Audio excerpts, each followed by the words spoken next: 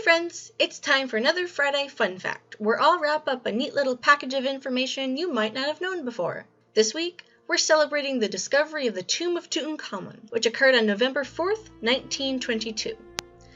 Howard Carter, a British Egyptologist, found the tomb while doing a survey for the 5th Earl of Carnarvon, a collector of antiquities, which, at the time, was a byword for the collector of the stolen belongings of dead people. Just saying. Carter discovered the tomb on November 4th, but took until November 26th to fully access it, and it was still fairly intact, which is one of the reasons why King Tut is so famous. As pharaoh, Tutankhamun didn't exactly reign during the best time. He was the son of Akhenaten, formerly Amenhotep IV, who took it upon himself to make Egypt monotheistic and only worshipped the sun god Aten. He even tried to move the capital from Thebes to a completely new site. This involved a lot of mandated changes and a lot of spending. While the sun cult faded away after Akhenaten died, the money was spent and the unrest lingered. Tutankhamun was originally named Tutankhaten, although that was changed early on in his reign. A reign that was incredibly short, by the way. We believe King Tut died when he was 19. So why was King Tut so well known? That would be the Egyptomania that was rampant at the time and only got stronger once King Tut was discovered. So there's a definite difference between Egyptology, the study of Egypt, and Egyptomania, which, may I note, ends in the word mania. People have been interested in ancient Egypt for, well, ages.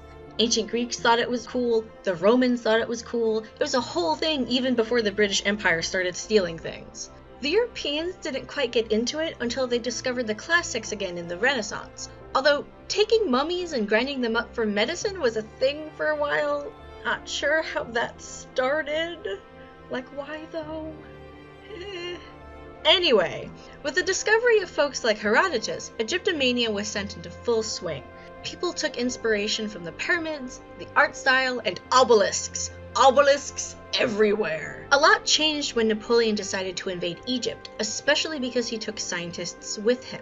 A book titled This, which is basically just the description of Egypt, was published after the fact. And with the discovery that hieroglyphs were language and not just mystic symbols in 1822, Egypt really started to get popular.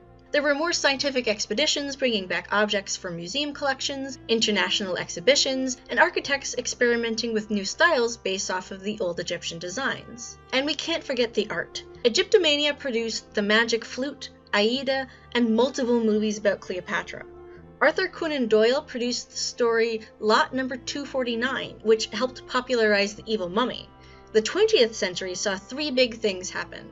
Mass production made it easier for the average citizen to access Egyptianized items, better education fostered a healthier appreciation for ancient Egypt, and Howard Carter found King Tut.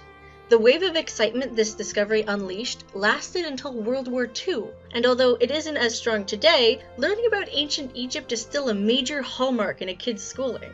I know it was for me. I used the Encyclopedia Britannica for this topic, so here are the search terms I used. Before I go, I just want to let you know that the next fun fact will be out on the last Friday of this month. The next 2 weeks will be taken up by the library's move to its new location. So, like and subscribe for more Friday fun facts, and I'll see you on the 27th.